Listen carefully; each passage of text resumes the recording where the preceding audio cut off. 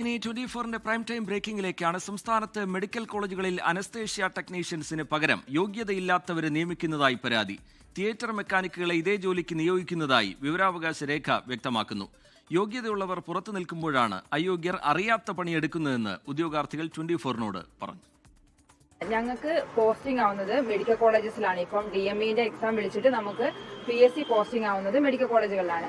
അപ്പം ഈ വ്യാജ ഡോക്ടർ എന്നൊക്കെ പറയുന്ന പോലെ വ്യാജ അനസ്തേഷ്യ ടെക്നീഷ്യൻസ് നമ്മുടെ മെഡിക്കൽ രംഗത്ത് വർക്ക് ചെയ്യുന്നുണ്ട്. അതായത് ഞങ്ങളുടെ ക്വാളിഫിക്കേഷൻ ഇല്ലാത്ത ആൾക്കാർ ഞങ്ങളുടെ ജോലി ചെയ്യുന്നുണ്ട്. അത് പറയുകയാണെങ്കിൽ തിയേറ്റർ മെക്കാനിക് എന്ന് പറഞ്ഞ ഒരു വിഭാഗം ആൾക്കാരാണ് അനസ്തേഷ്യ ടെക്നീഷ്യൻസിന്റെ ജോലി ചെയ്തുകൊണ്ടിരിക്കുന്നത്.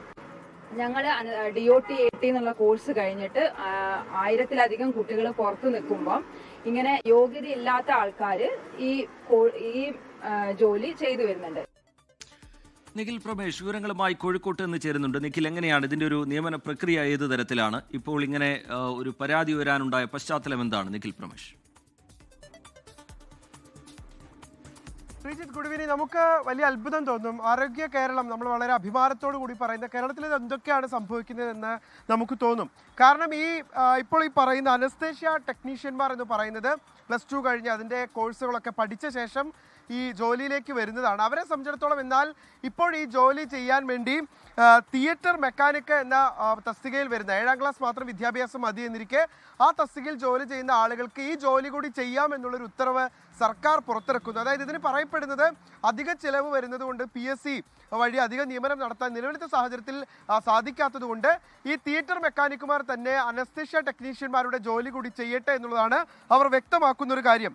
അനസ്തേഷ്യ സംബന്ധമായ ഗൗരവകരമായ ഉത്തരവാദിത്വങ്ങൾ നിർവഹിക്കുന്നത് മതിയായ യോഗ്യതയില്ലാത്തവരാണ് എന്നുള്ളതാണ് ഈ കോഴ്സ് പഠിച്ച് പുറത്തിറങ്ങിയ ആളുകൾ ഇപ്പോൾ പറയുന്നത്. തങ്ങളെപ്പോലെ യോഗ്യരായ ആളുകൾ പുറത്തു നിൽക്കുമ്പോൾ അനർഹരായിട്ടുള്ള അല്ലെങ്കിൽ ഇത് കൈകാര്യം ചെയ്യാൻ അറിയാത്ത ആളുകളുടെ കൈകളിലേക്കാണ് വളരെ പ്രധാനപ്പെട്ട ഓപ്പറേഷനുകൾ അടക്കം നടക്കുന്നതിന് മുന്നോടിയായി അവർക്ക് അനസ്തേഷ്യ നൽകുന്നതിനൊക്കെ വേണ്ടി നിയോഗിക്കപ്പെടുന്ന ആളുകൾ എത്തപ്പെടുന്നത് എന്നുള്ള പരാതിയാണ് ഇപ്പോൾ ഈ ഉദ്യോഗാർത്ഥികൾ ഉന്നയിക്കുന്നത്.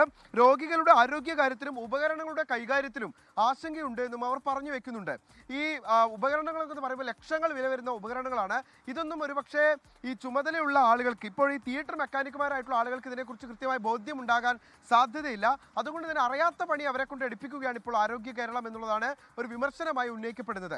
ഇക്കാര്യത്തിൽ അടിയന്തരമായിട്ടുള്ള പരിഹാരം കാണണമെന്നുള്ള ആവശ്യമാണ് ഉദ്യോഗാർത്ഥികൾ ഉന്നയിക്കുന്നത്. ശരി, നിഖിൽ പ്രമേഷ് കോഴിക്കോട്ട് നിന്ന് വിശദാംശങ്ങൾ പങ്കുവെക്കുകയായിരുന്നു. അർഹരായ ആളുകൾ പുറത്തു നിൽക്കുമ്പോൾ ഈ ജോലി അറിയാത്ത ആളുകളെ നിയമിച്ച് അവരെ കൊണ്ട് ആ ജോലി എടുപ്പിക്കുന്നു എന്നുള്ള പരാതിയാണ് ഇപ്പോൾ ഉദ്യോഗാർത്ഥികൾ ഉയർത്തിയിരിക്കുന്നത്. നിഖിൽ പ്രമേഷ് അതിന്റെ വിശദാംശങ്ങൾ പങ്കുവെക്കുകയായിരുന്നു. ലോകത്തെവിടെയായാലും ഏത് സമയത്തും 24 വാർത്തകളും ഓഗ്മെന്റഡ് റിയാലിറ്റി പാക്കേജുകളും എക്സ്പ്ലെയിനറുകളും വിശദമായി കാണാൻ ഞങ്ങളുടെ YouTube ചാനൽ നിങ്ങൾക്ക് സബ്സ്ക്രൈബ് ചെയ്യാം.